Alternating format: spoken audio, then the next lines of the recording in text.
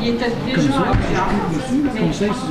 Je pense que c'est à la télé que je prenais de l'argent de faire.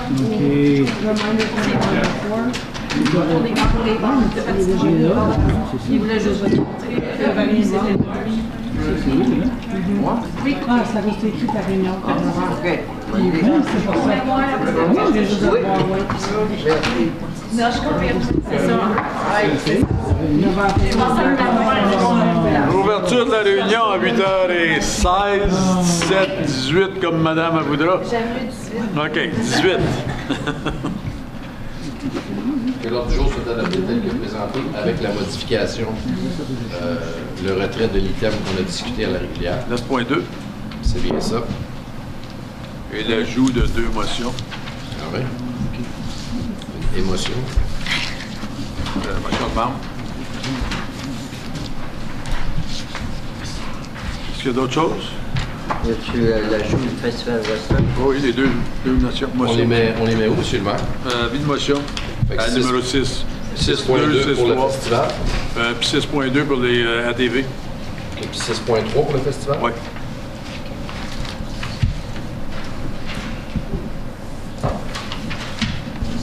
Okay. Tout le monde en faveur? Oui. Bon. Appuyant pour l'adoption, M. Zatt. Tout le monde en faveur? Merci. Déclaration pécuniaire? Aucune. Délégation? Aucune. Pétition? Aucune. Avis de motion? Monsieur Lalonde, on va aller avec la botte première. OK. C'était proposé par moi-même et secondé par M. Boisvert. Levert. Boisvert. Levert, M. Levert. Monsieur Boisvert. Attendu que l'édition 2019 du Festival Western de Clarence n'aura pas lieu, suite à des problématiques. 6.1, ton cannabis. Bon, excuse-moi, merci. Moi, t'as fumé un joint.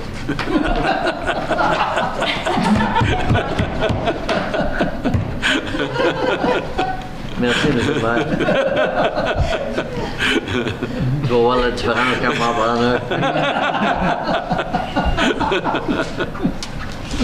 Attendu que le projet de loi 36, loi de 2018 modifiant des lois en ce qui concerne le cannabis, a reçu la sanction royale le 17 octobre 2018. Et attendu que le gouvernement municipal a droit de retirer le droit de vendre du cannabis dans leur communauté au plus tard le 22 janvier 2019.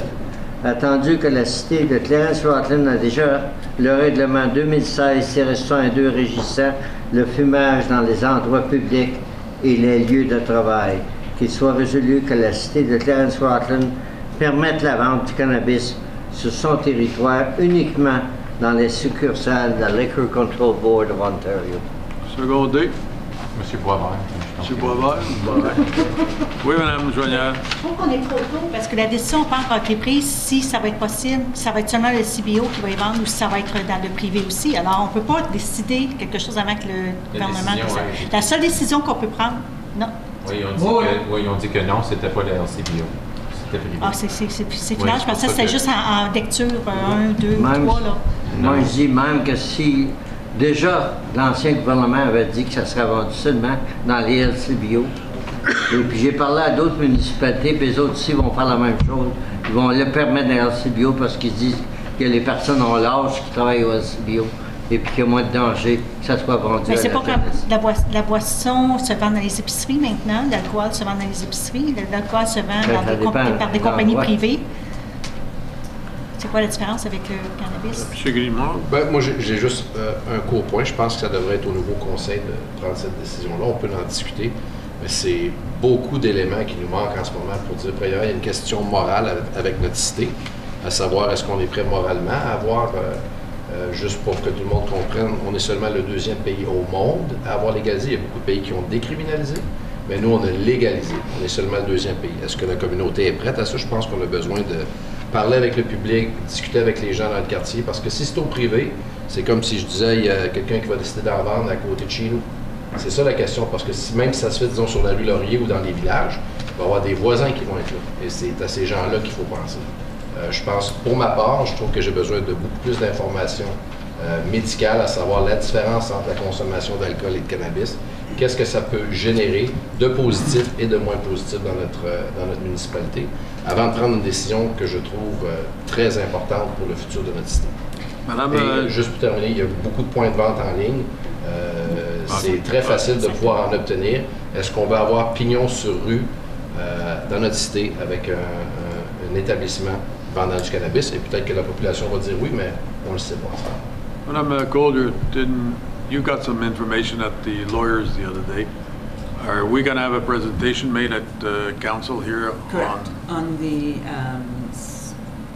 17th of December, once the new council is in place, they will receive a presentation from our lawyers with the aspects of. So maybe before we take a decision on this, we should wait for the information that comes from legal side. I have no problem touching the fit for duty and all the municipal employees or the municipality as a whole for our employees. I have no problem treating that now. I'm more reserved on the establishment being put out in the public without having the chance to understand everything and also getting the feedback from the residents. But I have no problem for the internal policies to discuss them, no problem at all. But I think I don't want just internal policies, I want to know the legality and everything, the other details about sales and all this, because really we don't know much about the whole thing, so. And also we have no idea how we're going to manage if anybody decides to sell it on the ground, you know? So again, like if we cannot regulate something for now, we cannot make a decision. Well, I don't think our bylaw can even do anything about That's that. right. Can they? It's a police matter. Exactly. It becomes a police matter. Yeah. Monsieur Laval? I think it would be a good idea also if we had some type of survey through our municipality or as kind of a referendum of some kind or something like that. And also elected us to take those decisions. Yeah, I know, but still, I think I'd like to know the pulse. I've already knocking on 800 doors. I've had a lot of pulse of people how they feel about that, and I think most of the people agree that it should be like some type of government agency that sells it, either with the web or, especially in our municipality, we have two liquor board. We have one at the south end and one at the north end. So we have. I'd like for those people to sell it because they're equipped for, They do not have that choice. Yeah. They said do not have the choice. The government said LCBO will not be dealing with that. It'll be private businesses. Let's find out the rules and everything on the 17th. We'll find out about that also. Be better informed, and then from there we can take a decision. Oui, monsieur David. Monsieur le maire, actuellement, on sait que la Ville d'Ottawa l'annonce déjà qu'il va y avoir des consultations qui vont se faire à Ottawa. C'est que les municipalités doivent prendre position pour le 22 janvier. Il faut se préparer en conséquence. Je comprends. Si jamais le 22, on n'a pas pris de décision, on pourrait dire non. On peut toujours changer. Mais si on dit oui, ça va être difficile de retourner en arrière. Yes, Madame Gould. Do you want to give direction that we do a survey? I think I've heard mixed comments well, tonight. The problem with the survey, Mr. Mayor, if you don't mind me saying, is that you can have one person that's going to be for it vote once and one person that's going to be against it vote 10 times. So I have an issue with the survey actually being accurate. I don't know. They elected us to take those decisions. We can have consultations. It's open to the public if they want to come and give us their opinions on whether they want it or not. But at the end of the day, we can announce that we will have this decision or a public meeting. Come to one of the reunions.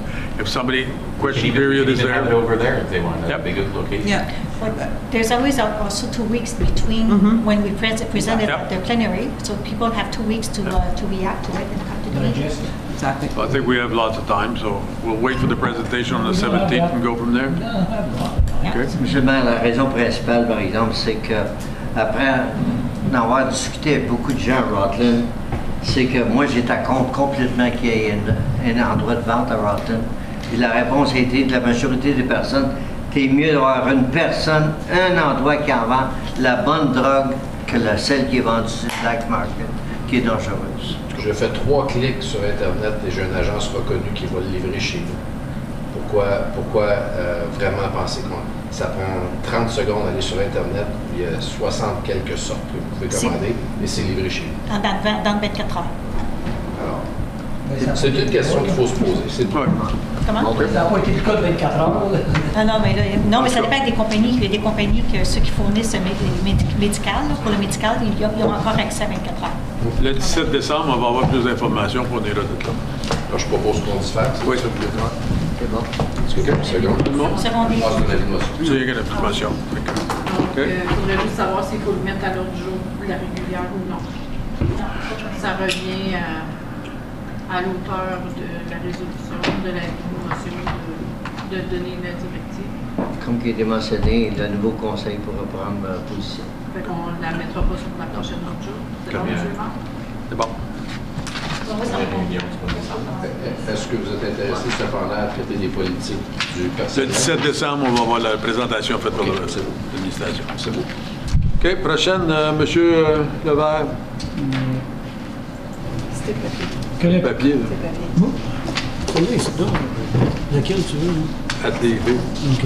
La VTT. Ça, c'est l'affaire du chemin Rousseau? Oui. Attendu que le Comté uni de Prescott-Russell autorise la circulation des VTT du 457 chemin Russell jusqu'à l'intersection du chemin Drouin, qu'il soit résolu que le Conseil mandate l'administration de préparer un amendement au règlement 2005-152, tel qu'amendé, pour la considération du Conseil avec l'intention de permettre la circulation des VTT sur le chemin Drouin à partir du chemin Russell jusqu'à la Forêt-la-Rose. Secondé, M. Lalonde. Question. Ce qui arrivait, c'est que le comté avait suggéré de descendre Saint-Félix. Moi, j'ai dit qu'on devrait descendre Drouin, parce qu'à moitié, après qu'on arrive à Saint-Félix, sur Drouin, il n'y a pas de maison. Fait qu'on va avoir moins de chances d'avoir de plaintes des VTT. Alors, j'étais très d'accord là-dessus. Mais cette partie-là, Drouin, c'est municipal. Et puis l'autre partie sur Russell Road, c'est le comté. C'est pour ça qu'il faut approuver les deux. Question? Oui, monsieur. La raison pourquoi que les comtés voulaient le faire sur le chemin, je pense que c'est Saint-Félix, c'est ça? C'est parce que ça rejoint leur sentier qui débouche sur Bouvier. Oui, mais ils peuvent le joindre le sentier par Drouin quand même. Oui, mais ils n'ont pas de sentier dans Forêt-la-Rose, dans ce coin-là. Bien, ça, c'est des troubles au comté. Le sentier Ben, est plus près de Bouvier? Pardon? Le sentier pour les VTT est plus près de Bouvier? Ben oui. Ils ont un sentier qui circule juste au sud de Bouvier, dans le boisé. Ils ont un sentier. Si vous allez voir sur la map des VTT, ils n'ont aucun sentier dans le coin du chemin de Drouin. Ça veut dire que... M. Prévost avait aucun problème de descendre de Drouin. C'est juste parce que comme c'est là, les seuls sentiers qu'il y a là, c'est les sentiers de motoneige, de ski de fond, raquettes, puis les chiens traîneaux. Donc, il faudrait peut-être, avant de commencer à regarder à passer des choses comme ça, il faudrait peut-être voir avec ces clubs-là, pour faire certain que... Le club a déjà été informé, je les ai parlé. Ils étaient très en faveur de ça, puis ils vont négocier avec M. Prévost. M. Prévost va faire des arrangements. Vous parlez du quel club? Là? VTT. Ben, c'est sûr qu'ils sont en accord. Bon, ben, qu'est-ce qui est le problème? C'est tous les autres clubs que vous allez affecter. Mais oui, mais... Ben oui, mais ça ne veut pas dire qu'ils vont aller sur la même ligne. Ils n'ont pas le choix. Il y en a 25, puis il y a le chemin de Drouin. Forêt-la-Rose, c'est le problème du comté. Alors, je sais, Et mais... M. Prévost n'a pas de problème avec ça. Je ne sais pas pourquoi vous auriez un problème avec ça, M. Lalonde. Mais pourquoi pas aller sur Pourquoi que ça Russell serait- et Bouvier à ce moment-là, au lieu de Russell et Drouin? Non, ça fait trop long. Trop long sur Russell. Là, vous avez... de ça à la plénière, c'est juste une information. Non, je sais, mais je fais... Peut-être qu'on peut avoir plus d'informations. Oui, mais il va falloir avoir... Mais on est Je vois une passion. Si le comté n'a aucune objection d'avoir la VTT s'en venir sur Drouin, je ne sais pas pourquoi on s'objecterait. Là. Puis l'affaire est, c'est qu'on descend Saint-Félix, vous allez avoir des 4 roues qui se promènent là-dessus, avoir des plaintes. Les réglementations vont être occupées. Oui, mais à là, cause s'ils de- descendent, ils s'en vont voir ça, ils descendent sur Drouin, puis là, ils vont descendre Saint-Félix tout le long juste pour aller chercher non, la non, piste. Non, il reste sur Drouin jusqu'au bout, puis Jusqu'au M. bout, Prévost a dit qu'il n'y a ils pas de vont problème pour rejoindre les trails, les sentiers. OK. On verra que c'est qui va venir. C'est ça. Tout le monde a pas peur? Ah, c'est bon. Fait qu'on l'amène tel quel à Oui. la prochaine régulière, Oui. seulement? Mais c'est bon. Il y a peut-être des groupes qui vont venir. à la brigade de questions. Ben, les VTT, t'es en faveur de ça. Là, C'est sûr qu'ils vont l'être pour leur donner des sentiers. Ben oui. Ils sont pas contre. Ben oui, mais c'est une terre publique. Pourquoi ça serait juste le club de motoneige, c'est ça? Je parle pas juste du club de motoneige, c'est ça que j'ai énuméré tantôt. 6.3. Allez-y, 6.3, je vais le faire. Merci, M. Lalonde. Vous êtes trop gentil. Monsieur Lalonde, c'est vous, ça, le festival? Oui. Proposé par moi-même et secondé par M. Lebert et non Boisvert. Attendu que l'édition 2019 du Festival Western de Clarence n'aura pas lieu suite à des problématiques avec la disponibilité des installations et locaux, et attendu que le festival génère chaque année des retombées économiques pour la communauté de Clarence-Rutland, et attendu que la cité dispose de certaines de ses installations dans le secteur de Rutland, qu'il soit résolu que la cité offre aux organisateurs du Festival Western de Clarence l'opportunité d'utiliser le parc Simon et les locaux de l'Aréna Jean-Marc Lalonde afin d'être en mesure d'organiser l'édition 2019 de leur festival. C'est secondé déjà? Oui, c'est déjà secondé, monsieur le Monsieur Joignard. Moi, j'aimerais entendre M. Boucher parce que j'aimerais savoir si est-ce que normalement il y a des coûts associés à ça, parce qu'encore une fois, est-ce qu'on parle d'organismes non à but non lucratif? Est-ce que c'est. Est-ce que des groupes qui ont déjà loué pour cette fin de semaine-là? Pour répondre à la question, M. le maire, quand ils sont venus au conseil municipal originalement, il avait proposé de le faire à Rutland, le service subject, et le service subjectera encore, pour des raisons logiques, parce que le terrain n'est pas conçu pour recevoir des véhicules de même si jamais on a des intempéries pour plusieurs semaines. Donc, on va endommager le terrain de balle principal de Rutland, etc., etc. C'est la première fois que j'entends parler de celle-là ce soir. C'est un avis de motion d'une première écoute. Ça que je ne sais pas exactement ce qu'ils veulent. M. Lebert. Ça serait-tu possible de savoir c'est quoi les problématiques qu'ils ont, à part qu'il va y avoir le terrain de balle qui va être revenu, y a-t-il d'autres problématiques à part de ça? Le 17, on fait la présentation sur l'aréna Jean-Marc Lalonde. Vous allez voir les préoccupations qu'on a au niveau de l'aréna en même temps. Non, je parle des problématiques avec qu'ils ont à Clarence. Bon, voilà, on a un terrain de balle qui est supposé être construit. Okay. Eux, ils veulent absolument avoir le stationnement sur le terrain de balle. Ça fait partie de leur demande. Deuxièmement, ils demandent qu'on draine un terrain qui n'est pas drainé comme c'est là. On n'a aucune idée de l'impact budgétaire que ceci va avoir à la ville. Ça qu'on n'a même pas fait d'évaluation à ce niveau-là. On n'a aucune idée si les égouts pluviaux de Clarence peuvent prendre du supplément qu'on va emmener de ce terrain-là dans les égouts pluviaux. Ça fait que plusieurs, pour notre département, il y a plusieurs préoccupations qui ne sont pas adressées.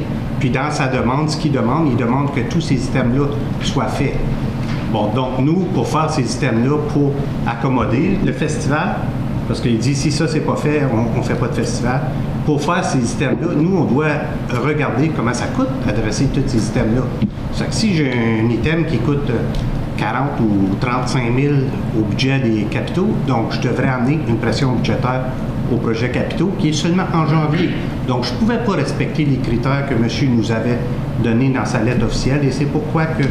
le maire lui a bien répondu dans la lettre qui a circulé à M. Eric Hawk. On était pour régler ça dans le nouveau conseil, parce que les demandes qui étaient faites, il y avait des pressions budgétaires, comme M. Boucher a dit, qu'on ne peut pas décider tout de suite. Puis il y en avait, c'est quelque chose qu'il faudrait regarder de très proche. Je pense qu'on les a accommodés pour 2 ans de temps assez bien.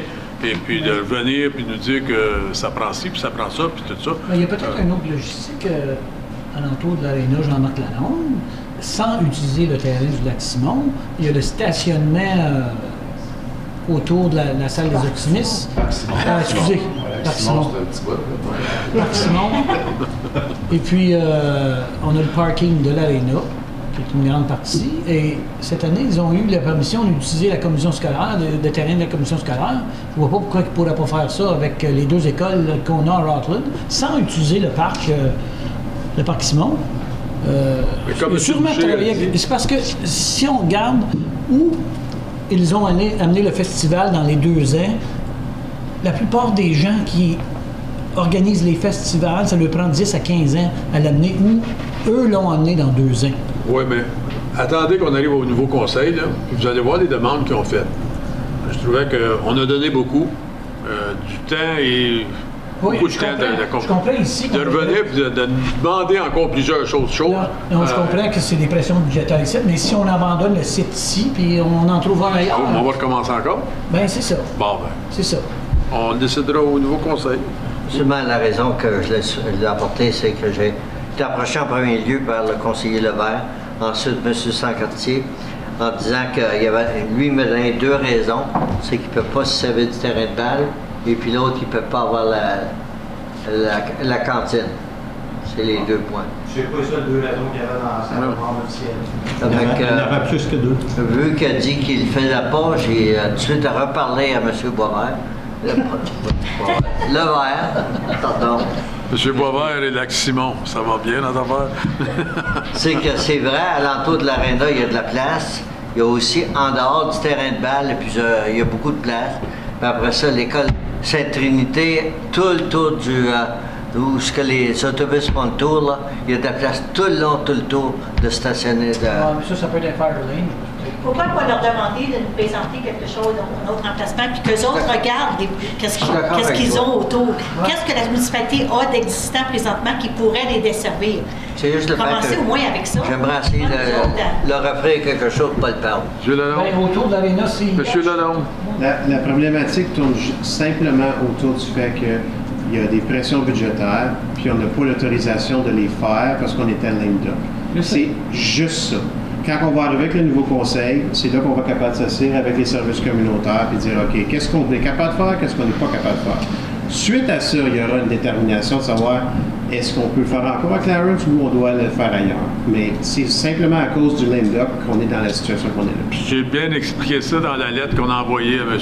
Hawk, pour lui expliquer qu'il revienne dans le nouveau conseil. Alors, je propose qu'on diffère cet item-là jusqu'à l'établissement du prochain conseil. Merci. Différé. Ouais. Si on ne fait pas rien avec, Tu sais que c'est faire. Non, ben, ça serait à l'auteur de l'avis de motion de dire de ne pas l'amener à la régulière, qui est abandonné. Ben non, c'est mieux d'avoir différé. Vous voulez l'avoir à la régulière ou non? Non. Pas régulière. On l'enlève. Ça va au mois de décembre. Ça va revenir dans le nouveau conseil. Mais ça ne reviendra pas comme un avis de motion, ça va revenir Non. au budget. OK, c'est bon. Rapport des comtés unis de Prescott Russell, ben il n'y a pas grand-chose. On verra bien, mais qu'on retourne. Rapport des comités. 9.1. État financier 2017 de l'Académie CIH. Qui fait la présentation, monsieur? Monsieur le maire, je vais vous présenter Annie Blanchard. Annie Blanchard est associée chez Vidéo Canada. Puis elle va faire une courte présentation des états financiers de l'Académie CIH, puisqu'il est en charge du mandat de vérification.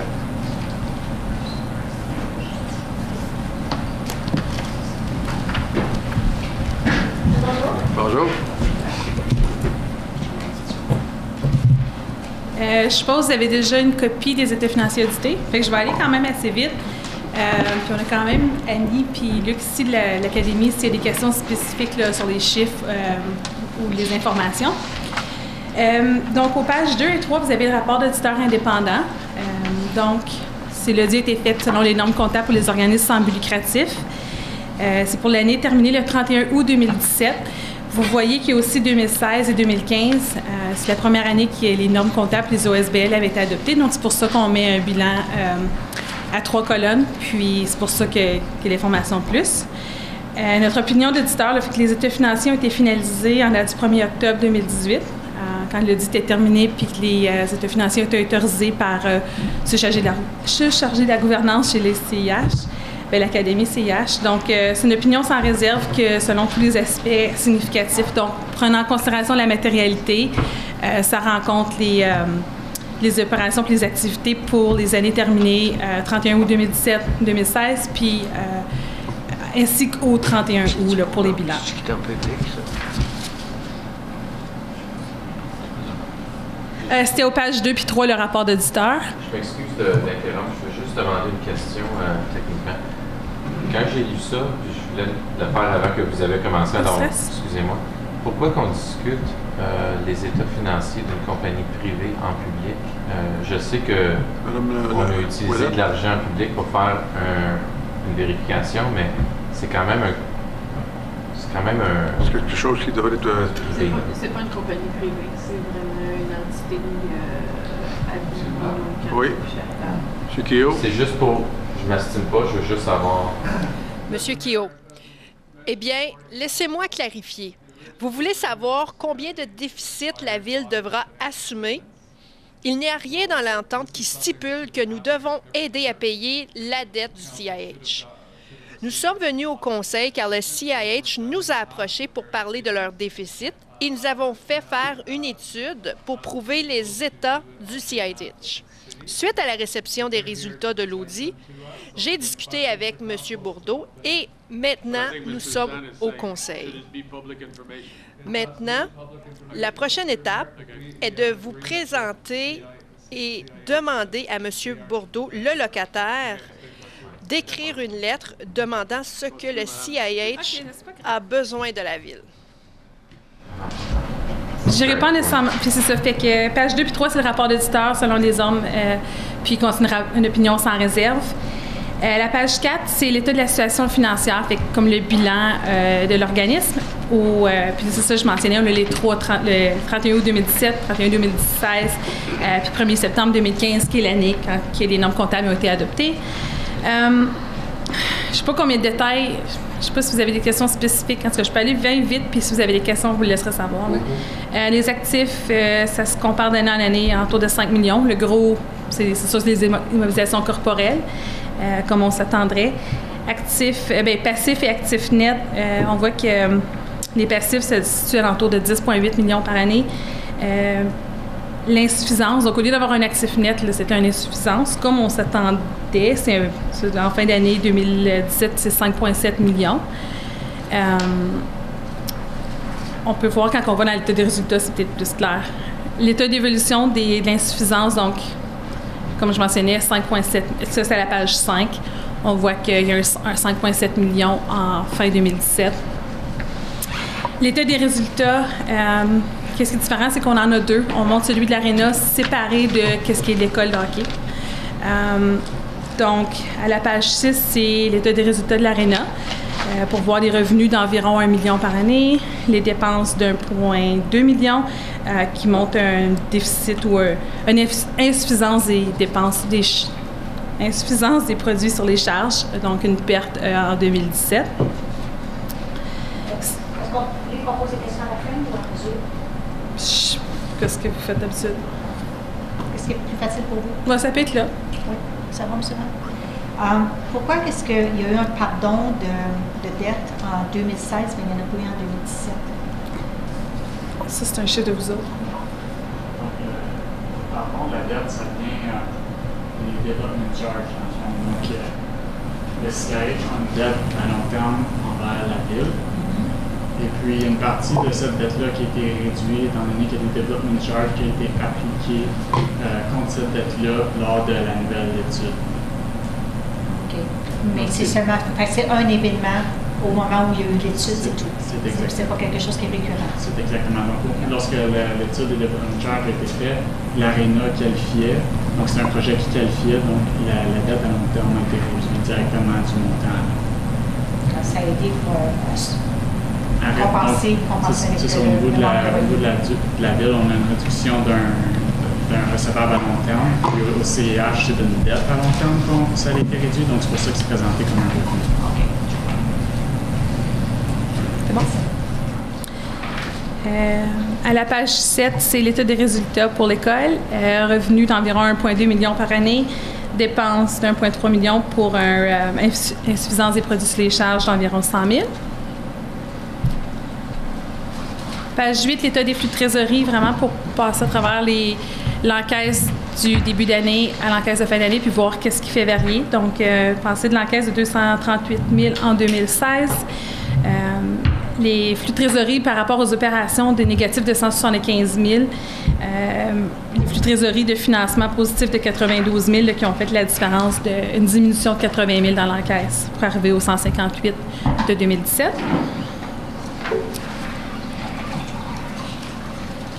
Pages 9 et 10, c'est les méthodes comptables qui ont été adoptées. Je mentionnais, c'est les normes comptables des organismes sans but lucratif. C'est sûr qu'il y a des choix. Donc, une couple, je vais mentionner la comptabilisation des produits.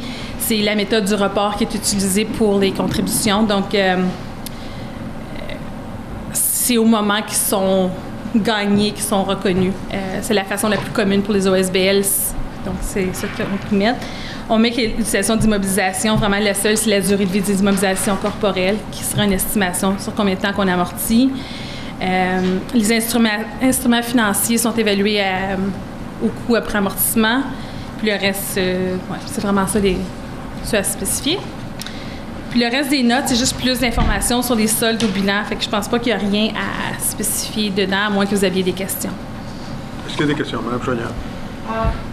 Juste pour peut-être pour éclaircir, en fin de compte, là, à la fin de cette année... 2017, pas cette année. 2017, l'année oui. À la fin de l'année 2017, quel est le montant que la municipalité, finalement, doit débourser pour pouvoir compenser pour le manque de revenus? Parce qu'il y a quand même une dette à payer. Est-ce que ça, à quel endroit que je peux retrouver cette information? C'est pas vraiment un calcul ou quelque chose qu'on s'est fait. Ça faisait pas spécifiquement partie du mandat. Là, c'est vraiment un audit des états financiers. Ça serait du travail additionnel. C'est au niveau des actifs, au niveau des passifs, au niveau des dettes, au niveau des... Puis des revenus dépenses, mais... Sans nécessairement faire l'analyse. Ça, les dépenses, okay. Non. Dépenses pour dépenses pour l'école. Alors, l'analyse va être faite par vous. Monsieur Kehoe, si je peux clarifier la question, s'il vous plaît.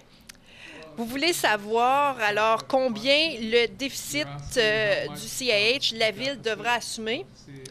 Eh bien, dans l'entente, il n'y a aucun endroit où ce que nous avons mentionné que nous allons assumer cette dette. Il n'y a pas si longtemps, le CAH est venu nous consulter et il nous a approchés concernant leurs problèmes d'argent. Alors, ils nous disent qu'ils ont perdu beaucoup d'argent. Et maintenant, puisqu'ils font un déficit, on sait que c'est eux qui assument le déficit. Alors, nous avons fait une étude et cela s'est avéré vrai. Suite à la réception de l'audit, j'ai discuté avec M. Borto et maintenant, nous sommes ici au Conseil. Maintenant, c'est au CAH de nous faire une demande de ce qu'ils ont besoin du Conseil de ville. Donc, c'est lui qui devra nous déterminer ce qu'il a besoin pour l'Académie. Madame Chouanière, alors les obligations concernant la dette pour l'Arena peuvent-ils être encourues par le CAH en ce moment? Monsieur Kehoe, Monsieur le maire, si vous vous rappelez, l'an dernier, il y a eu une résolution pour différer le paiement de la dette. Ils assumaient des paiements de 150 000 par année. Et à leur demande, nous avons différé parce qu'ils nous ont dit qu'ils devaient restructurer leurs finances. Et donc, et aussi pour faire l'audit en même temps. Madame Chouanière. Donc, c'est différé. Donc, ils ont toujours l'obligation de repayer la dette. Monsieur Kehoe, en ce moment, la dette de l'Académie est estimée à 2,4 millions de dollars.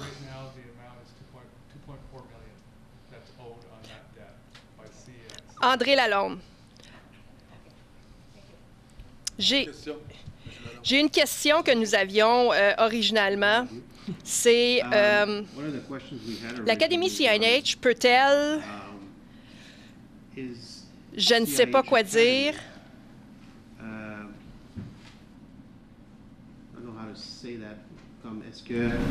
est-ce que les dépenses qu'ils assignent aux opérations de l'Arena sont en ligne avec ce qu'on devrait s'attendre pour la gestion d'un Arena de cette grandeur-là. Entre mots, est-ce que le déficit qu'ils ont avec l'Arena et le déficit de CIH, est-ce que c'est une bonne gestion? Dans le fond, c'est ce que je pose comme question. Je peux commencer à répondre, mais OK. Je ne sais pas si je suis clair dans ma question. Oui, non, oui. Ben, nous autres, c'est notre dit financier, c'est les états financiers. Fait qu'on ne peut pas nécessairement dire si c'est la saine gestion. Ce serait un mandat séparé. Ça, je me répète. Par contre, on a été des résultats de l'Arena, on a été des résultats de l'école.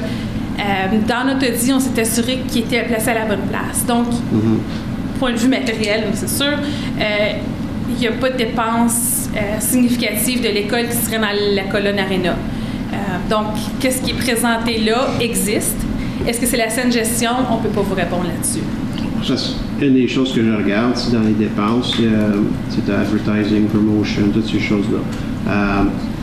L'utilisation de l'espace qu'ils font, si ce serait une compagnie qui serait là, il y aurait des frais de location, il y aurait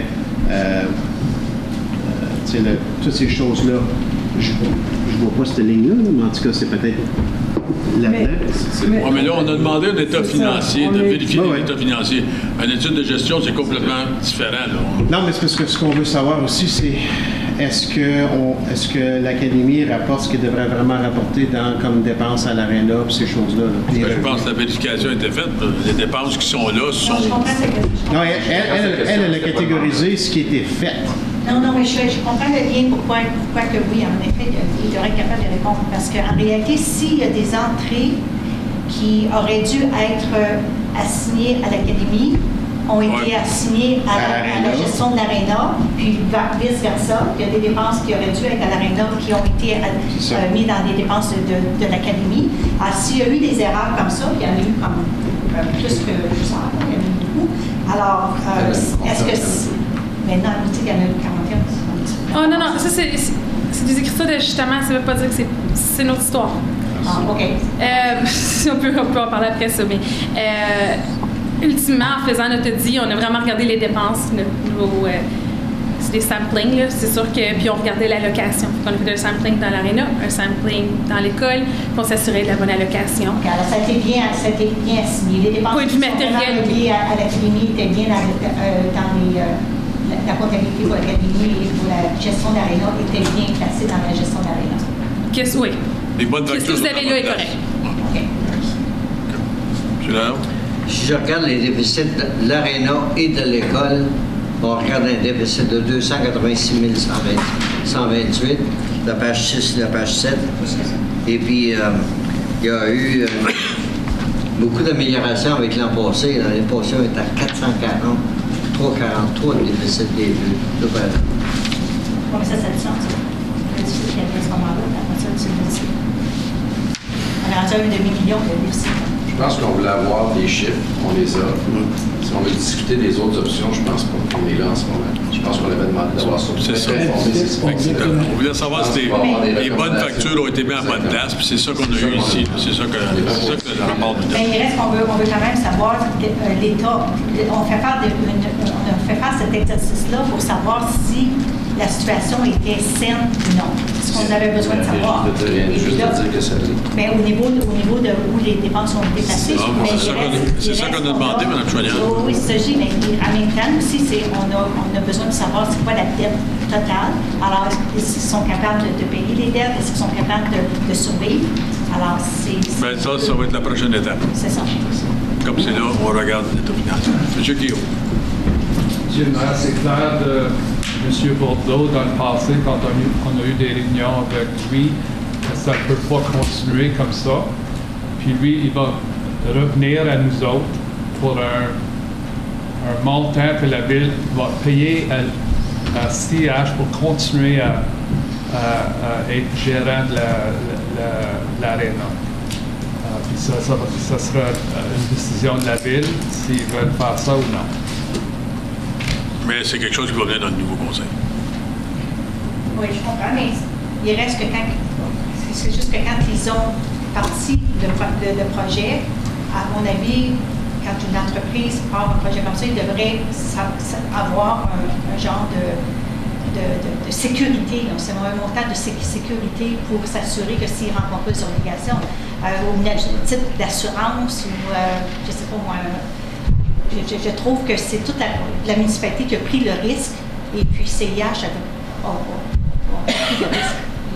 Ils n'ont pas assumé beaucoup de risques par rapport à ce que la municipalité va avoir. Je n'irai pas si loin que ça, Mme Chouanière. Parce qu'il ne faut pas oublier, il y a des résidences, il y a la salle Tomlinson qui a été bâtie. Ça a été des dépenses qui n'étaient pas là-dessus. Là. Ça n'avait rien à faire avec l'Arena et la CIH. Là. Ça, c'est complètement dépendant. Ça, c'est M. Bordeaux qui a bâti ça. Oui, mais c'est nous autres qui n'ont payé pas quand même.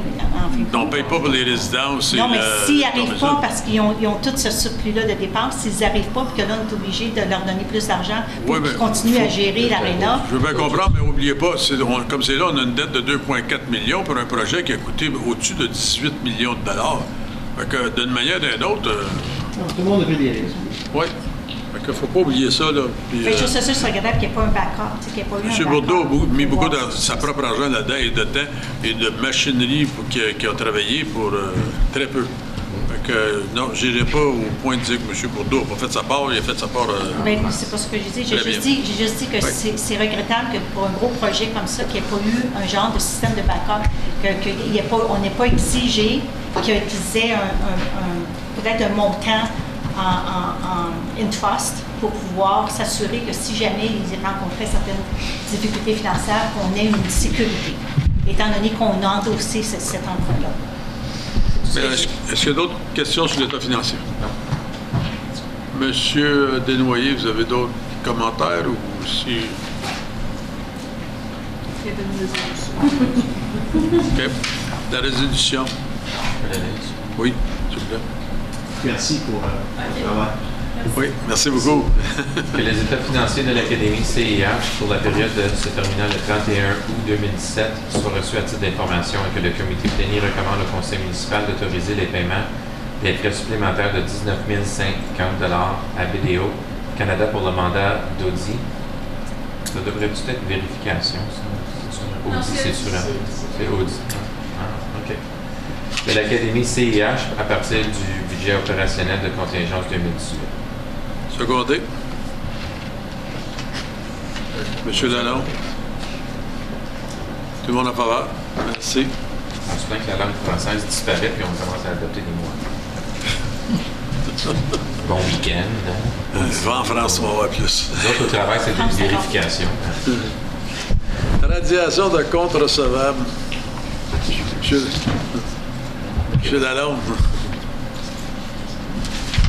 Que le comité plénier recommande.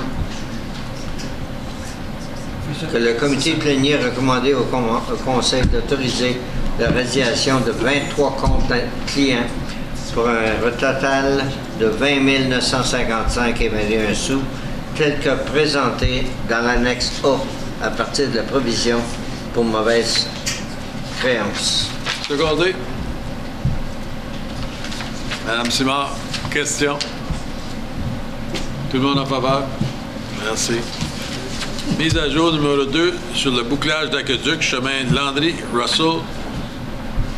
Madame Chouanière. Le rapport numéro information 2018-048 soit reçu à titre d'information. Secondé. M. Lalonde, question? Je pense que ce qui est important de mentionner, ce serait que c'est rassurant de savoir qu'à date, ils ont fait une économie. Ils ont fait une économie des dépenses. Alors, une économie budgétaire de 160 250 alors que ça va pas au train. Alors, malgré tous les inconvénients qu'il y a eu, c'est rassurant. Moi, j'ai une question, M. Campeau, que vous avez averti, au moins, si vous n'êtes pas venu à l'aveuglette. Pourquoi qu'on fait des études de sol, puis qu'on sort, qui nous disent que c'est toute la glaise, puis qu'on arrive là, puis c'est de la roche ici, puis là, on va être obligé de payer des extra pour? Sur des grandes étendues de travaux comme ça, les échantillons qui ont été pris, les test pits, sont environ, sur Russell Road par exemple, sont environ 500 mètres. Donc les deux endroits qu'on a trouvé du roc, ça s'est trouvé entre ces deux échantillons-là qu'on a pris là. On a trouvé deux étendues en ce moment, puis on a pratiquement fini, là, mais il y a une étendue de 200 mètres, puis un autre de 220 quelques mètres, complètement séparés, qu'il y avait du roc très fragile, donc on n'est pas été obligé de le casser au gain de même, ça s'arrachait juste avec la pelle. Donc, c'est un peu ça, la géotechnique. Il y a un autre endroit qu'un résident qui nous avait dit qu'il a bâti sa maison, qui a été obligé de casser du roc pour bâtir sa maison. On a passé en avant de chez eux pour ne pas trouver de roc. Donc, c'est un peu ça que c'est. C'est une grande distance aussi, hein, sur une grande distance. Il y a 4,4 km sur Russell. Je pense qu'on a une douzaine ou une treizaine de test pits qui avaient été pris dans le temps. Je pense que c'est juste une malchance un peu. Là. Il y a 2 étendues de 200 mètres environ qu'on a trouvé du roc. C'était pas super haut, puis c'est pas super dur non plus. Donc, ça a quand même été bien. OK. Ouais. Autre question? M. Lalo. Quelques questions, M. Legault. Le raccordement pour les jets, quand est-ce que ça va commencer? Est-ce que c'est commencé? Je sais qu'il y a eu beaucoup de retard de ce côté-là. Pour Landry, ouais. Vendredi, qu'on vient juste de passer, la vie a été circulée aux résidents. Donc, en théorie, ils peuvent se brancher à partir de maintenant. OK. On a eu, moi-même, Mme Chouinard et Mme Simard, un courriel hier d'un résident avec certaines inquiétudes. Une que je t'avais déjà fait part, c'était les bonnes fontaines qui sont pour grandes personnes, si on peut dire. J'assume qu'à un moment donné, il y a un ajustement. Ça va être ajusté, oui. Okay, puis on est confiant que, pour répondre à la crainte du monsieur, que le tuyau est bel et bien à la bonne profondeur, oui. Puis que... pardon? Non, c'était juste pour dire. L'explication à ça, c'est que faut comprendre, le design a été fait en 2012-2013. Je pense que le projet est sur la tablette depuis 2012-2013. Donc, le design était fait par la même compagnie, WSP, malgré que ça s'appelait un autre nom à ce moment-là. Mais depuis ce temps-là, je pense que tout le staff qui avait été impliqué dans le design à ce moment-là ne sont plus là. Donc, c'est tout du nouveau monde. Les nouveaux gens qui sont arrivés là, ils ont modifié le design un petit peu. Donc, l'aqueduc, il est un peu moins... Il est moins profond. Il est à la bonne profondeur. Le design original, il était trop profond. Avec le profil du chemin, il y avait des hauts et des bas, le design original, il y avait juste une ligne constamment droite qui créait des endroits que l'aqueduc était trop profond ou pas trop profond pour nécessaire. Donc, eux, ils ont modifié, en tout cas. Donc, ça fait que l'aqueduc on minimise l'excavation. Ben, pas l'excavation, c'est du forage, là, mais... Donc, l'aqueduc est moins profond. Ça fait que, à ce moment-là, les bonnes fontaines, c'est commandé à certaines hauteurs. Donc, là, ça s'ajuste. En tout cas, ça va tout être arrangé. Il y a certains endroits, parce que je sais que sur le chemin Landry, où est-ce qu'il y a eu de l'excavation qui a été faite, c'est normal, mais que l'eau, principalement, qui vient du chemin présentement, va directement dans le champ des agriculteurs. Ouais. Est-ce que, ça, je l'avais mentionné il y a au moins un mois passé. Moi, M. le maire, on avait passé là, justement, puis on l'avait remarqué aussi, mais est-ce que ces ajustements-là, ces correctifs-là vont être apportés bientôt? Parce que ça fait quand même un mois et demi que notre route de chemin des fossés coule dans le champ. Le contracteur, il s'engage, ça fait partie de son mandat de réétablir comme que c'était auparavant. Une des endroits que vous aviez mentionné, le derrière du fossé, vers le champ du fermier, n'était pas tellement haut en partant, avant même que la construction commence. Donc, nous, en théorie, on n'a rien changé sur le profil du fossé. Il y a peut-être quelques endroits qui restent encore un peu de nettoyage à faire, où on a eu des excavations. Donc, une fois le nettoyage, ça devrait aider un petit peu. Ouais. Mais les endroits où le derrière du fossé était bas, va rester bas. Ouais. Je sais qu'il y a des correctifs que la ville veut faire pour ce fossé-là plus tard, mais il faut juste m'assurer qu'au minimum, on réparait les dégâts qu'on a faits pour assurer que l'eau coule aux bonnes places. Parce que, comme c'est là, c'est pas trop plaisant pour l'agriculteur. C'est dans le mandat du contracteur de réétablir comme que c'était avant. OK. Parfait. Mme Chouinard. Pour vos jets, pour le chemin les connexions, vous avez que... Il reste un autre bon mois de travail environ. Ça va être au mois de décembre, mi-décembre, par le temps que... Les gens ne vont pas faire rentrer l'eau après ça, parce que ça va être... Peut-être pour Noël. Pour Noël. Cadeau de Noël, oui. On va encore creuser Dépendant de la température, je crois. Hein? Oui. Il n'y a pas de date limite, donc... Non, il n'y a pas... Les travaux de pavage qu'il y a, c'est très minime. C'est pas rien de majeur. Le forage qu'ils font en ce moment-là, ils peuvent le faire du moins dans n'importe quelle température. Okay. Même s'il neige un peu ou s'il fait un peu froid, la terre ne gèlera pas instantanément 6 pieds de creux. Là. Alors, ils pourraient l'avoir pour l'hiver. Ils sont pas obligés d'attendre. C'est ça le plan. C'est encore ça le plan à ce moment-là. C'est pour la mi-décembre. Tout devrait être opérationnel sur Russell Road. Okay, super. On voit que dans les ordres de changement, il y en a que c'est des additions comme l'école, il y a de la tuyauterie de plus qui va être payée par la commission scolaire. Oui. C'est ça. C'est des frais qui vont nous être remboursés. C'est juste un système qu'on a établi un petit peu avec les finances. C'est plus facile à gérer les argents de cette façon-là. Tous les services commerciaux, les écoles, il y a un nouveau développeur à Bourgette. On donne un change order. Ce moment-là, c'est plus facile à quantifier, à contrôler les chiffres, les quantités. Puis, mais ces chiffres-là, c'est des frais qui vont... Je pense que c'est noté dans le rapport. Ça va être 100% récupéré là, du résident. Je dois dire, le contracteur fait de la bonne ouvrage. Le chemin Rossul, ces lumières de trafic qui sont installées. Puis tout, le chemin est nettoyé. J'ai passé vendredi soir. Ils lavent le chemin, tout. Ça va très bien. Même le terrain des agriculteurs, là, c'est tout bien égali après. C'est même plus beau que c'était avant. Ces deux projets qui vont aider plusieurs personnes, surtout à Clarence Creek, si on se rappelle 2 ans passés, monde manquait d'eau. C'était une nécessité, c'est bon d'avoir. 41 sur les 43 qui connectent. Très bien. Ça va être important de noter à Clarence Creek, au printemps prochain, c'est pas dans le mandat de STP, le contracteur dans ce cas-ci. On va avoir une PRV, Pressure Reducing Valve, installée sur la bonté, sur l'Andry, plus proche de la bonté de quel coin. C'est pour gérer les pressions. Parce que une fois qu'on va brancher le système, on vient tout juste de le faire, mais là, il faut tester les pressions. Donc, au printemps, on va avoir une autre petite installation à faire pour gérer les pressions, mais ça n'empêchera pas le système d'être opérationnel immédiatement quand même. J'ai une petite question vite. Les banques Fontaine ou Bourgette, avant de faire le looping, est-ce qu'elles avaient finalement la bonne pression ou si ça prenait encore le camion pour non, Bourgette, je me souviens plus des chiffres exacts, mais il y avait une beaucoup meilleure pression que, disons, Clarence Creek par hasard. Mais là, avec le loopage, est-ce que là, on rencontre vraiment de la pression qui est nécessaire pour... Oui. Alors, on n'a pas besoin d'attendre après le camion pour connecter, pour donner la pression? Non. OK, parfait. Mais là, je comprends pas ce que vous avez dit dans le camion. C'est parce qu'à un moment donné, on m'avait dit que il avait été mentionné que la pression n'était pas suffisante. Ouais, moi aussi, j'avais mentionné ça. C'est ça. Il fallait qu'on ait d'attendre que le camion, je ne sais pas comment vous l'appelez, le camion qui donne la pression. Le bumper, là. Le bumper. Ouais, en bon français. Il fallait attendre d'avoir le bumper pour être capable de donner la pression nécessaire. C'est plus nécessaire, ça. Non. Quand vous pouvez connecter directement au banque Fontaine, vous allez avoir la pression suffisante. C'est ça. Oui, super. Parce que les assurances... Et de plus que ça fait aussi l'idée du bouclage, c'est que ça fait une redondance un peu dans le système aussi, advenant qu'il y a des bris d'eau quelque part. Avec un bouclage comme ça te permet d'approvisionner soit d'un côté ou de l'autre, dépendamment où il est où ton bris d'eau. C'est une des raisons qu'on s'est servi quand on était pour des octrois, moi, Mme Collier, pour sécurité quand on a un bris, et puis en même temps pour sécurité, parce qu'il y avait de l'eau morte au bout. Oui. Donc ça enlève les choses.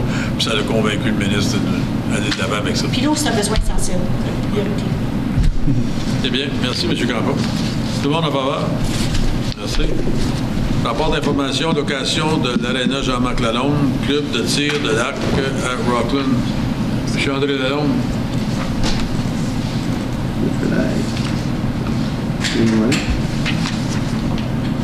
Le rapport LOI 2018-11-01 soit reçu à titre d'information.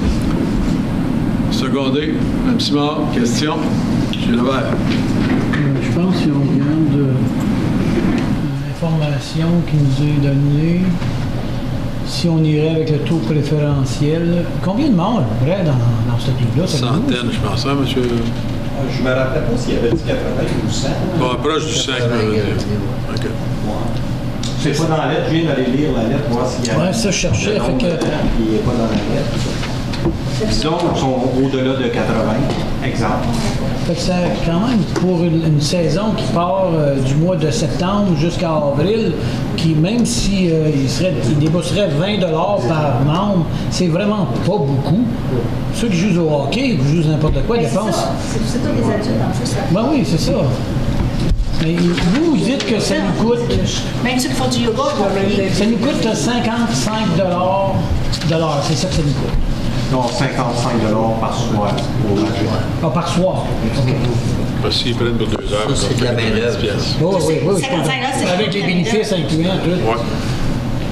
55 $, c'est juste la main-d'œuvre. Juste pour Non, c'est le salaire de main-d'œuvre. M. Boucher. Si je peux ajouter, monsieur le maire, sur une année complète, ça serait environ 20 $ du membre pour la location. Ça fait que pour participer à l'événement, ça leur coûterait environ 20 $ chaque membre. S'ils ont 80 membres. C'est rien, me semble. Je comprends qu'elle nous dit dans la lettre qu'on nous dit que oui, il y a des familles complètes, mais même s'ils sont 3 dans la famille, c'est 60 $ pour une saison complète. C'est quand même. Pour une activité familiale. Oh my God! OK. Tout le monde en parle. Oui, c'est reçu à titre d'information, je comprends, mais il faut prendre la décision. Non, on n'avait pas déjà voté. On avait voté à la dernière on on avait demandé, on voulait savoir les coûts. Là, ça va être ramené, mettons, à régulière pour... Alors, ils vont nous formuler une recommandation ou on doit...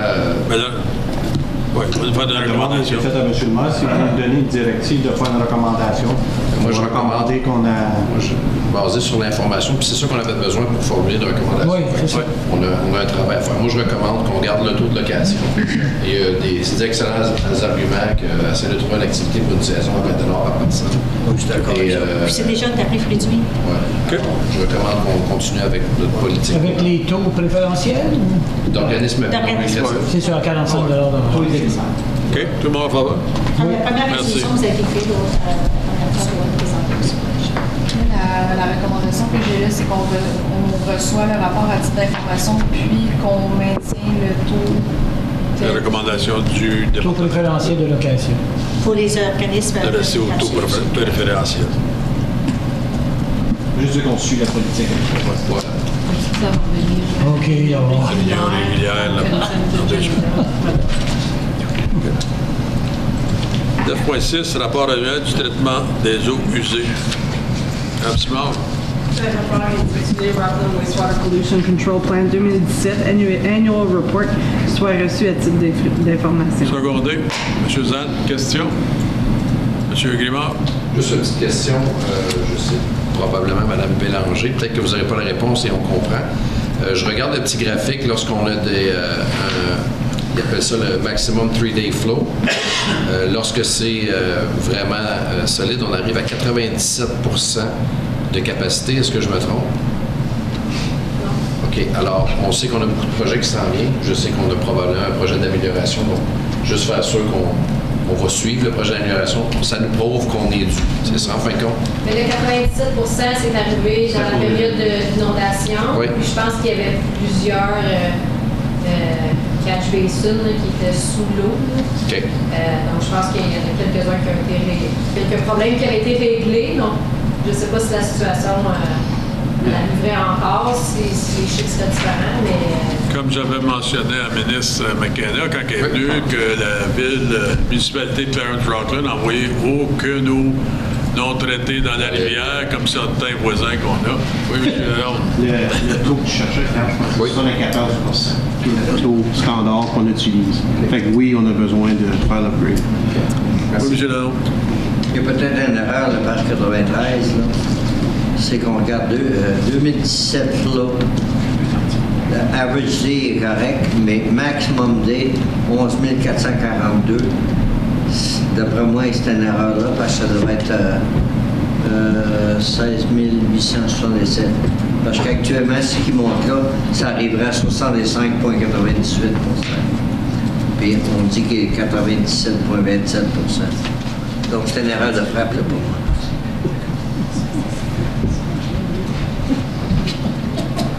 Vous voulez vérifier ça, s'il vous plaît, puis nous venez. Merci. Tout le monde en faveur?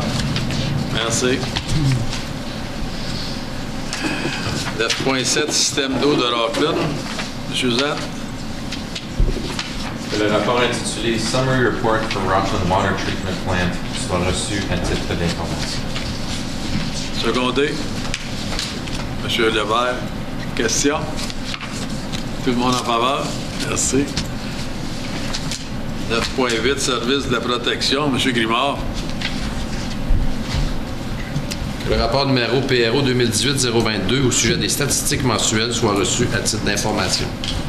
Secondé. Monsieur Dante. Question? Tout le monde en faveur? Merci.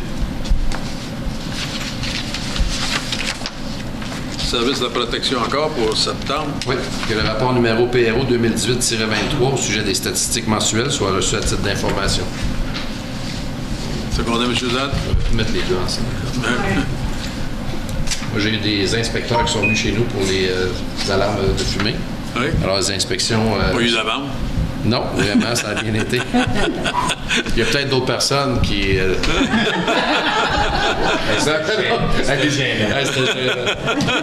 J'ai dit, non, ils sont tous corrects.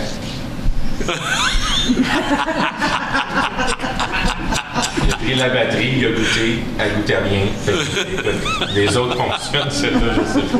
C'est bon, c'est une bonne chose. Les véhicules sont là, ils font le tour. C'est pas vous qui avez goûté la batterie, M.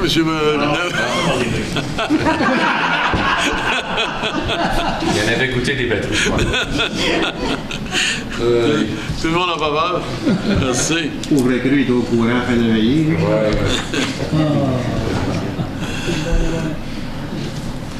Mise à jour concernant la construction des casernes. Monsieur Larome. Que le rapport PRO 2018-024 relié à l'état d'avancement des nouvelles casernes soit reçu à titre d'information. Secondé. M. Zad. Question? M. Grimard. M. Zad. Je voulais juste remercier, je sais que M. Lemange, je vous en ai parlé au déjeuner des Apinages. À chaque fois que la cité ferme un trottoir, c'est important de faire un détour pour le trottoir. Ça a été fait. Je suis très heureux. C'est le contracteur qui a fait ça. C'est pour ça que le contracteur est averti.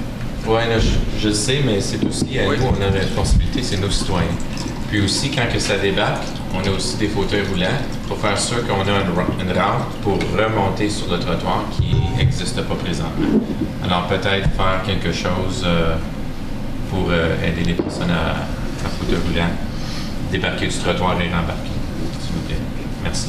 Juste pour renchérir ce que M. Zand dit, j'ai vu des sites de construction où est-ce que la clôture est mise, il y a des panneaux de bois qui sont mis, le trottoir est toujours utilisé. Alors, je me demande pourquoi ils prennent la place du trottoir. Je pense qu'ils ont creusé. Oui, mais qui répare ça, il s'est creusé, c'est fait. J'ai vu le tuyau qui sort. Qui referme ça plus vite puis qu'on rouvre notre trottoir parce qu'il y a des gens à mobilité réduite qui se ramassent sur le pavé. C'est pas des cônes en plastique qui vont les protéger. Vous comprenez ce que je dis? Des fois, il y a même un toit, il y a des panneaux, puis c'est bien supporté, puis le trottoir reste ouvert pendant la construction. Si on pouvait mettre un poids là-dessus, vraiment, M. Zant a vraiment raison. Et j'ai un autre point. J'ai lu un paragraphe qui m'a un peu... je veux faire sûr qu'on comprend bien que le Conseil ne veut pas avoir plein d'items qui vont venir. Il y a un paragraphe, je vais lire en anglais. It is expected that some of the items removed during value engineering will be brought back to Council for consideration to reintroduce to the project. Je dois m'exprimer pour moi. C'est mieux d'être très justifié parce qu'on sait qu'il ne nous reste pas beaucoup de contingences. Alors, de voir un paragraphe comme ça, j'ai de la misère avec ça. Fait, juste pour vous dire. Si on vous a refusé une fois, on va le refuser deux fois. Ramenez-nous pas ça sur le tapis. C'est ça. C'était mon seul point. Merci. Merci. Je suis totalement d'accord avec vous, M. Grimard. Mais on avait ajouté pas mal de choses la dernière fois. C'est ça. Oui. On a dit, on prend un break. OK. C'est tout. Tout le monde en faveur? Merci. Statistiques mensuelles, construction, octobre. M. Levert. Que le rapport mensuel de construction soit reçu à titre d'information. Secondé, Mme Simard. Question? Ça va bien. Tout le monde en faveur? Merci. Liste de projets d'immobilisation, mise à jour. Mme Simard. Que le rapport admin 2018-024 soit reçu à titre d'information. Secondé. M. Levert, merci. Oh. Juste une question. Je pense peut-être Mme Bélanger, et c'est peut-être moi qui est dans l'erreur. Le projet de trottoir et des lumières de la rue Saint-Jean entre Patricia et Dr Corbeil, est-ce que ça tombe dans des projets d'immobilisation, ça? Projet capitaux, OK. Fait que c'est pas dans ce rapport-là. Est-ce que je me trompe? Parce que j'ai vu des projets de resurfaçage puis tout ça, puis je ne vois pas le projet de trottoir et lumière de la rue Saint-Jean. Oui, c'était sur les frais de développement. Il devrait quand même en dessous de capital, mais en Oui. dessous de frais de développement. Je l'ai pas vu. Il devrait être en dessous de capital. OK, je vais prendre votre parole parce que j'ai oublié.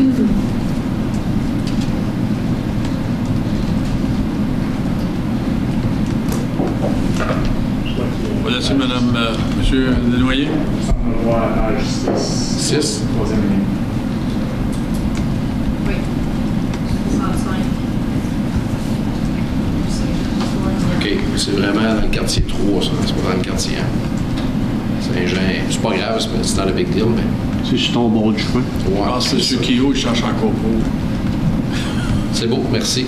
Je cherchais juste mon quartier, mais je l'ai pas vu. M. Kio, il cherche beaucoup. Oui, Mme Joignard. L'étude pour étudier l'impact du système d'égout sanitaire à Clarence Creek et à Rochette, est-ce que c'est pris à partir des projets de redevance? Je pensais qu'on l'avait en réserve, ça. For the studies of the... Sorry for the impact of the, where is it coming, from the development charges? Okay, so, because I didn't see it in the list, that's why. So unless it's regrouped with something else? Non, il est là. Je l'ai pas vu, je pense.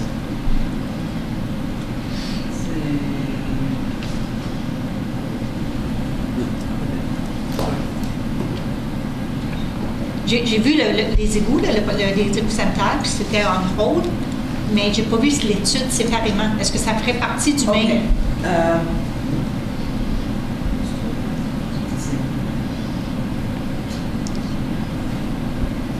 Parce que l'étude n'est pas commencée. Non, mais oui, ça avait été approuvé pour Non, mais en 2019, c'est supposé se faire. Oui, après la discussion au budget de 2019, tu changes le statut de ce projet. Ah, parce que c'est juste pour 2018, cette liste. Ah, OK. OK, alors on avait simplement dit que ça serait un des projets qu'on mettrait sur le budget pour les redevances, pour l'étude de redevances sur le district. OK. Merci. Tout le monde en faveur? Merci. Rapport annuel des lagunes. M. Lalonde. André? Oui, je vous avais vu du coin de l'œil, je m'en Qu'il soit résolu que le Conseil reçoit le rapport intitulé 2017 Monitoring Program Annual Report Biosolids Storage Lagoons. Secondé. Madame Simon, question? Tout le monde en faveur? Merci. On a peut-être sauvé la petite information pour cette réunion ici. C'est vrai que si tu as des réunions passées si vite que ça serait souvent. Révision des politiques de ressources humaines. M. Lalonde.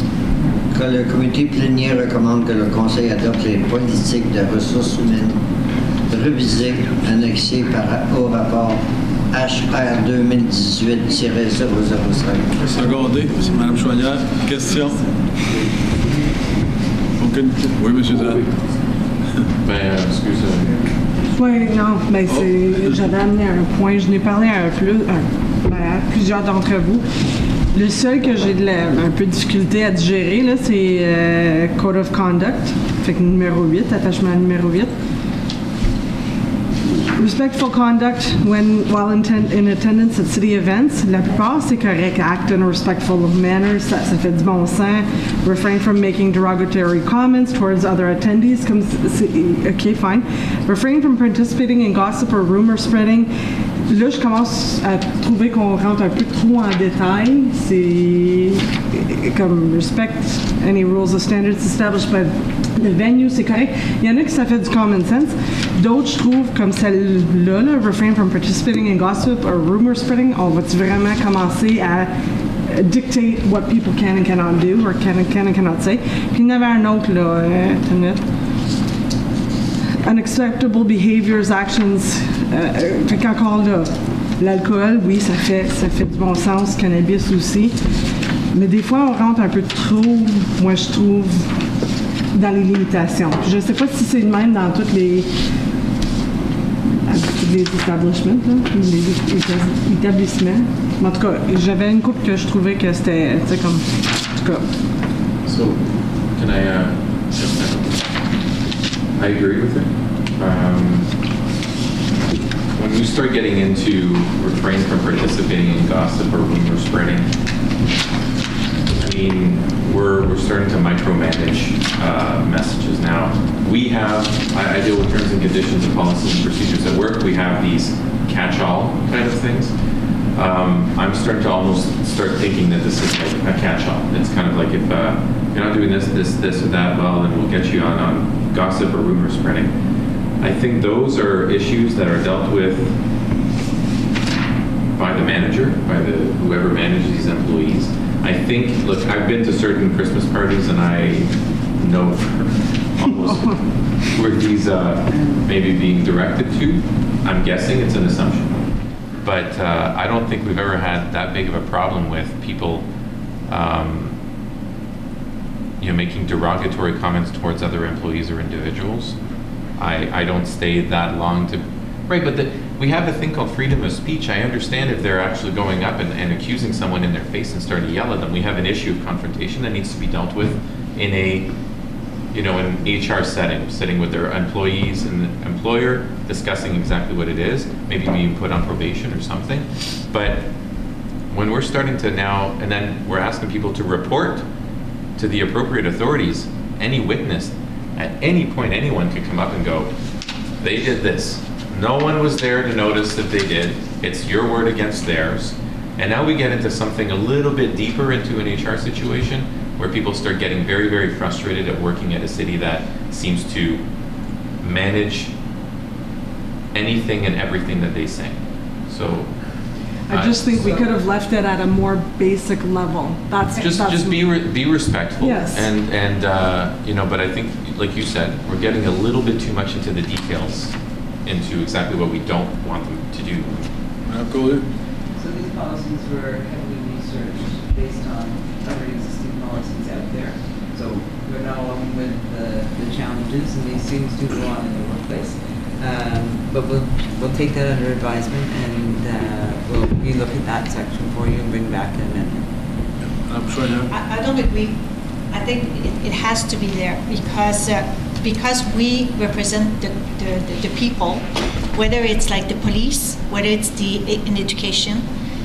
Even as a teacher myself, what I do outside of my working hours is as important as what I do while I work. Any people who are perceived as being decision maker, having an influence, having an authority figure as a different figure. Yeah, this is for everybody. This is not just for us as a council. It's for the entirety. Yes, but everybody works for the city. At city events. Everybody works for the city. Events? Yeah, but not just at city events. Yes, that's what it says. City events. City events. Right here. No, down. Not for all of them. Up. Limited to... While in attendance at city events. Okay. Okay. It's not in your personal life. But I think it's important because it's you're supposed to be at all times because you are paid by public funding. You're supposed to be in the proper. I just look at our Christmas event. It's a city event. Anyway. We're serving alcohol and we expect people not to gossip into it. When you have the party, it's only the employees together. A city event would be like a city event is like when there is a festival. Sorry, that's your definition of city event. My definition of city event would be a Christmas party. It depends on your interpretation, and this is why it's too vast and open but to... I think even at city events, people should still behave at a certain level. It is determined in law that a Christmas party anywhere is a city event. Anything that's organized by the municipality of which this is and paid for by the municipality, it's a city event. Even our festival de la Rivière would be a city event. Yes. All the same thing. Yeah. But I mean, we're hoping that nobody would behave this way. But if they do, at least we have something that you you can discipline. It could be just a disciplinary measure with the employee. For Doesn't mean starting a that the rumor, employee will. like, that's what I'm saying, now we're doing like daycare event, you know? I'm sorry, it's just going a little far. If you have rumors and gossips that politicians can't attend events, then. Monsieur Navarre. You can speak for yourself. Also, if you look at your thing about cannabis, arrived at the events over in not under the influence of cannabis, refrain from consuming cannabis at the event, or if allowed by law, only consume cannabis in legally established areas. So they could go down the street, smoke cannabis, and come back. Medical, they say. No, it's not medical. No. Well, it's legal. We need to understand. Oh, I know, I agree. But I mean, As long as the person I don't think it's doesn't worded the way it should be. No. Monsieur Grimard. I think we could solve that. There's various policies for fit for duty. I don't see any time without consumption. So that leaves a lot of interpretation. You may want to check with other agencies where they say you have to be fit for duty, including your last consumption 8 hours before your next work attendance. At least you put a time, because there's a difference between drinking alcohol and consuming cannabis. The alcohol, I can sip a glass of wine for many hours and not be intoxicated. You start smoking after a few puffs, it's medically proven your system is already affected. So I think we may want to revisit that and I think so. And just to tackle, sorry, go ahead. There may be a legal aspect to that, because these have all been reviewed by our corporate HR lawyer. But I'll ask them. Yeah, and I agree with the other part about the gossip. I don't see anything about social media. Putting stuff by employees on social media that would bring the organization into disrepute. I don't see that, and I believe there is a rule for that. I could give you some funny stories, but I won't. But some people make bad decisions on social media and lose their job. But I don't see anything about this for our employees, including us, the use of social media. So. I was listening to a program about the cannabis, and it was saying that it could go out to 24 hours to be still in the system. So it's very delicate to put a time, because it depends on the weight of the person. It depends on a lot of things. But if you don't put anything, you could have somebody thinking they can do it. They can come after 2 hours of their last consumption. But it's the same like when the police stops somebody because they drank some alcohol. They don't specify that you cannot have more than so many ounces or a time. It's whatever is in the blood level. I think we want to have something solid for our employees to be able to come to work. And if they're operating equipment, we should do anything we can to make sure the policy is as precise as possible. And I understand what she's saying too, but... Peut-être qu'on peut ramener ça prochaine avec... On va l'avoir le 17, on va en discuter encore. Autre question? C'est tout? Tout le monde a parlé? C'est une question, j'avais, M. le maire. Ça va être disponible dans les 2 langues plus tard? Oui. Tout le monde en faveur? Oui. Merci. Autre thème, est-ce que quelqu'un a des questions? Monsieur Laval. Peut-être juste M. Boucher. Après que j'aille parler à M. Sancartier, il va parler de la cantine. C'est sûr que vous avez signé un contrat avec la cantine. On ne leur charge pas d'argent. Ils ont un contrat exclusif, est-ce que je sais. Mais ça, ce contrat exclusif-là, je pense que la prochaine fois, si on signe un contrat, devrait être de septembre à avril, afin que si jamais que ce soit n'importe quel groupe, un groupe de scouts qui veut organiser un souper ou une activité de 2 jours, ils ne pourront pas servir une cantine pour le client parce que la cantine a l'exclusivité dessus de l'aréna. C'est pour ça que je pense, oui, l'exclusivité durant la saison où ils sont là. S'il n'y aura pas d'activité, il n'ouvrira pas de toute façon. Fait que je pense que ce serait important de garder l'exclusivité seulement de septembre à avril. Vas-y, M. Boucher. Monsieur le maire, si je peux me permettre. Oui. La cantine, elle sert de septembre à avril. Et s'ils ont l'opportunité de faire comme vous savez, dans les dernières années, ça fait 4-5 ans qu'on a de la misère à avoir un locataire de cantine. On est obligé d'abolir les taux des frais de cantine pour avoir un locataire cette année. Il n'y a aucun intérêt là. Ça fait que si on commence à dire aux gestionnaires de la cantine, on t'enlève des opportunités de faire de l'argent, on se tire encore dans le pied. Ça fait Ils peuvent vendre de la nourriture en haut, ça c'est légal. Ils peuvent faire un spaghetti en haut, c'est légal. Ça, quand ils louent la salle ou quand le festival ils ont la salle, ils ont accès à la cantine en haut, ils ont accès à faire du manger en haut. Par contre, en bas, Ils vendaient du manger dans l'aréna même aussi, je pense, au festival. Exactement. C'est de la boisson qu'ils vendaient en haut. OK. S'il veut absolument ça, on peut essayer de dire au locataire de cantine, tu n'auras pas la vente de cette activité-là, si jamais elle a lieu. Par contre, je vous dis que vous savez qu'on a de la misère à avoir un locataire de cantine. Et si on lui enlève les opportunités de faire des profits, il n'aura pas tantôt. Parce qu'elle ne fait pas des millions avec ça. Non. Bon. Même Saint-Isidore, j'ai été pour un cigar, et puis l'organisme ferme n'est pas changé parce que la personne a dit que je n'ai pas d'argent. Oui, Mme Joignard. As-tu fini pour cette question? Oui. Moi, j'ai une question sur la rue Centre, entre le 4 et le 6. Il y a un petit drapeau par terre, parce qu'apparemment que l'égout fluvial est supposé d'être nettoyé parce qu'il est plein de sable. Alors, l'eau ne circule plus. Alors, on leur a dit que ça serait fait il y a 2-3 mois passés, et c'est pas fait encore. Alors, le petit drapeau est là, alors de se voir. Est-ce que quelqu'un pourrait aller voir ce qui se passe avec ça, ou être certain que ça va être un problème, créer vraiment des problèmes au printemps? Le petit drapeau, c'est le centre, entre l'adresse 4 et 6. OK. Où il y a parce que c'est enterré, là, ils ont mis des ponceaux, puis un des ponceaux, c'est mis juste où il y a l'ouverture du ponceau là, pour le nettoyer.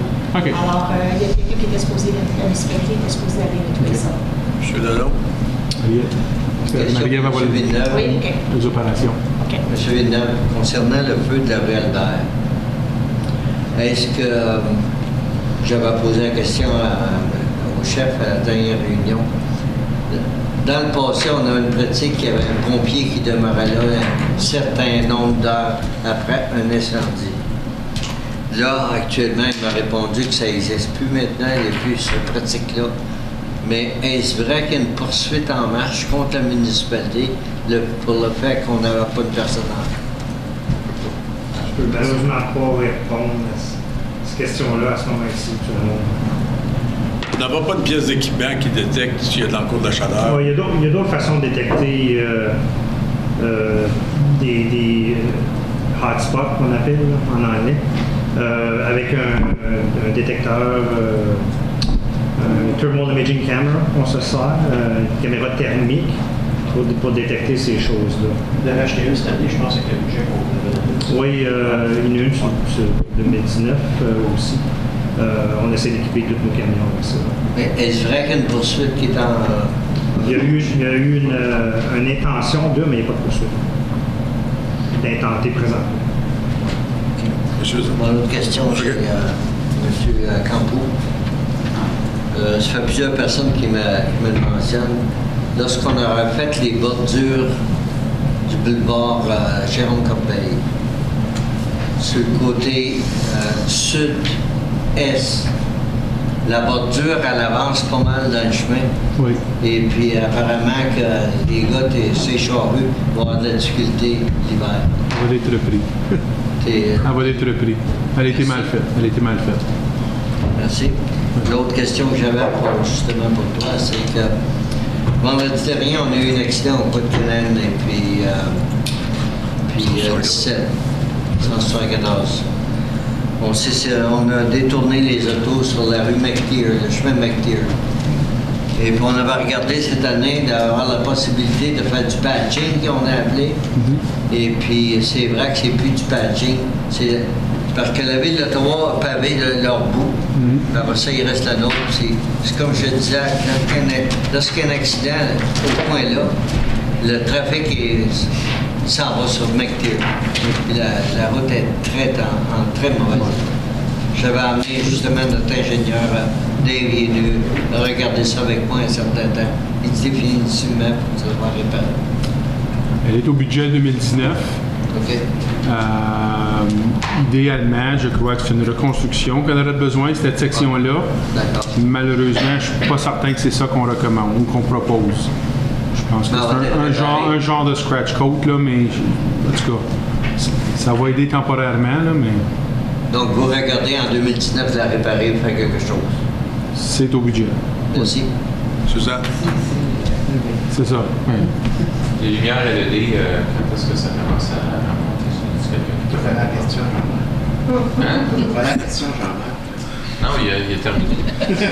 Non, c'est parce que... lui, c'est parce que lui, il mentionne toutes les lumières qui sont brûlées. Moi, je veux juste savoir quand est-ce que ça va commencer, parce que... La dernière mise à jour qu'on a eue, c'était mi-novembre. Le contracteur d'installation, je sais. Mais écoute, il n'y a pas de frais additionnels, c'est juste ça prend un peu plus de temps. Là. Mais c'est parce que durant ce temps-là, je sais que c'est pas de notre faute, là, c'est pas votre faute non plus, c'est parce que durant ce temps-là, là, on remplace par rien. Fait que là, les lumières brûlent, puis on attend. Ouais.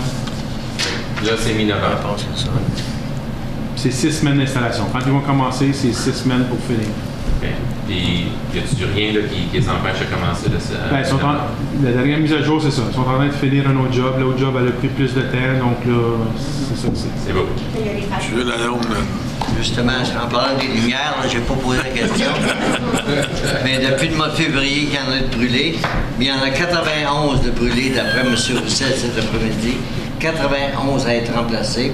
Okay. Mais il a pris les adresses des endroits sur des coins de rue. Il y en a une au coin de Giroux, il y en a une au coin de la Violette qui est brûlée. Puis les deux à l'entrée de la rue La Porte. La Porte et Chamberlain sont brûlés les deux. Ça fait qu'il a dit qu'il n'était pas allé y voir. Mais les autres, les LED, sont censés commencer au mois de novembre. Ça doit être fini par la fin de novembre, je me dis. Pas fini. 6 semaines. 6 semaines. Quand ils vont commencer, c'est 6 semaines. Ça va 6 semaines au mois de novembre. On va avoir un cadeau de Noël. À Saint-Pascal, il y a eu des coupures qui sont faites dans la rue principale, puis à l'heure de pointe, là, c'est terrible. Ouais. Je peux vous dire ça. À l'heure de pointe, à Saint-Pascal. C'est vrai, celle-là. Mais ça fait longtemps que ça marche, là, puis ils ont clôturé, ils ont coupé à moitié de la rue. Puis ça doit être pour rentrer. Ils ont entré une hydrant à feu sur le terrain de la résidence. Puis il faudrait que ce soit fini bientôt, là, parce que il me semble que c'était tiré assez longtemps. Là. Tu veux de l'information là-dessus, peut-être? Laissant savoir quand est-ce que ça va venir. Je vais lui donner une petite pouce puis qu'il aille un petit peu plus vite. Entre les heures de pointe. Entre les heures de pointe. Petite dernière, M. le maire, les tubes jaunes là, qui sont sur Caron entre Laurier et la 17, ça c'est quoi ça, toutes ces affaires-là? Le gaz. Gaz naturel. Oui. Ils sont en train de mettre des nouvelles lignes ou remplacer addition? Addition, est-ce que je peux comprendre? They're almost doubling our supply. So this has been a planned upgrade that we learned about in September. When ATG was making their application, they discovered they didn't have enough gas that was coming. Coincidentally, and luckily, Enbridge had this expansion plan because they're building it to support the growth that's happening in Clarence Crossing. Okay, thank you. No. No, there was a plan thing. They're doubling up the line. Puis le maire? Madame Bélanger, M. Gagné, vous nous voir du chemin Gagné. Il paraîtrait que juste avant que l'asphalte finisse en montant vers le nord, le fossé est plein. Il paraîtrait que c'est une dame de castor qui est en quelque part dans ce coin-là. Peut-être quelqu'un peut aller vérifier. Pourquoi tu t'as pas l'air à ça? J'ai pas de dynamite. C'est tout? Un jour de mer, 9h45. Ça fait pas de valeur, Marie? Oui. Merci. Bonsoir tout le monde. Que je viens de te donner. Je viens juste de recevoir. Fait que tu n'as pas besoin de rien faire avec. Tu l'as déjà. Je fais des